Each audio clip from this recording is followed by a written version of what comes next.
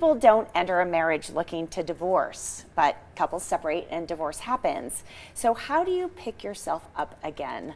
Well, joining us now is author, podcaster, and divorce coach, Sarah Davison. She's in town from London. We're so excited to have you here. Oh, thank you so much for having me, JJ. I love being here. Yeah, this is really an exciting topic. It's so interesting and relevant to so many people.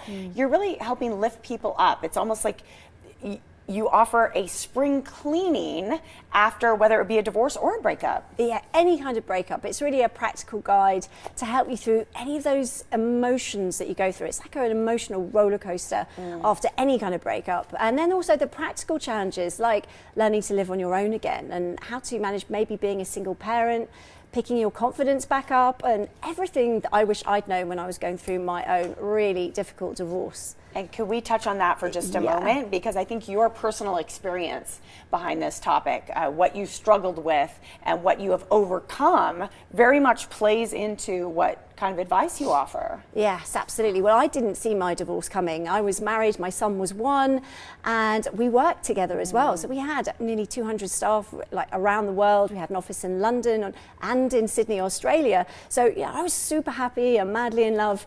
And then overnight, I found out that my husband no longer wanted to be married to me. And not only that, he'd met somebody else who he was madly in love with. Plus, JJ, she was 12 years younger than me. She was absolutely stunning, still is. And yeah, that makes it a little bit harder too. So I definitely did my fair share of the ugly crying on the bathroom floor. I was completely devastated because not only had I lost my partner, who I thought was my soulmate, I also lost my business partner and the father of my son, that parenting that we'd been doing. So yeah, it was a big life change for me. And I went through all the panic, the devastation, the crying. But in those moments, I decided, you know what, I have a choice. And for anyone going through any kind of trauma or pain, you always have that defining moment where you either decide, you know what, I'm going to step up. I'm not going to let this define you. Because it's not what happens to you in life that defines you. It's very much what you do about it that makes you the person you are. And I think if you go through those tough times, yeah, there is a way to turn that pain into your superpower. And that's kind of what I did. I created some tools and techniques, combining them with my coaching work that I've been doing for 15 years at that point, and created a toolkit which I now share around the world with my online support groups and everything that we do now. So it's just wonderful to be able to turn that trauma into something that's now helping people all over the world. What a amazingly resilient person you are. I am just like, I'm sitting here and I'm just overwhelmed by your strength and your wisdom and the fact that I think what you just mentioned, it all started with you taking personal responsibility. I have a choice. Yeah. That's just incredible. And you chose not to be crushed by a situation that really sounds very painful.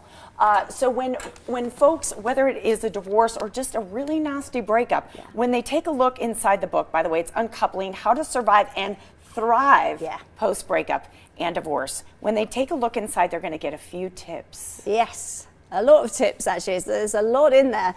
And like you said before, it's about, you know, right now we're in March and it's about spring cleaning your life. And there's a lot in there about, there's different areas of your life you can spring clean. You know, your environment can often keep you stuck. If you're in a home where there's lots of memories of your ex, maybe there's photos, or maybe when you open that cupboard to get your morning coffee, that mug is something that maybe was a gift from your ex. Maybe there's a t-shirt that you wear that you bought together on a trip. So it's about walking around your home, right, and thinking, what triggers me to feel negative emotions? What makes me feel sad? What's increasing the pain of the heartbreak and those painful pangs that you get in those early days especially? And it's about boxing those up and putting all those items to one side. Now, a lot of my clients have done things like burn them, trash them. That's why I was giggling. I'm like, so you take that mug and you throw it out the back door. Yeah, I mean, maybe in a couple of weeks or a couple of months when your emotions are settled, you can decide what you want to do with them. But we don't want any regrets. So for now, let's just box them up, put them out of sight. And then in a couple of months later, you can go back when they're not so triggering for you. So that's sort of detoxing your home of all those memories. Obviously, if you have children, you've got to be careful. You don't want to remove all the photos of the other parent. Maybe just shift them into the kids' rooms or the playrooms, not somewhere where you're going to be upset by them all the time. I tell you what, there's a few things that impress me more than a woman who overcomes adversity and who thrives and is stunning to boot. So I am just thrilled to have interviewed you today, Sarah. Sarah Davison is the book, Uncoupling How to Survive and Thrive After Breakup and Divorce. It is available on Amazon. I think you guys can all get it there. You can also look at her website Yes, to you can go see to my all website. the other things that you have going on. Yeah, we do online groups, one-to-one coaching, retreats, and I train people to do what I do too. So if anyone's going through a breakup and wants to turn that pain into their power, you can also train to become a breakup and divorce coach too.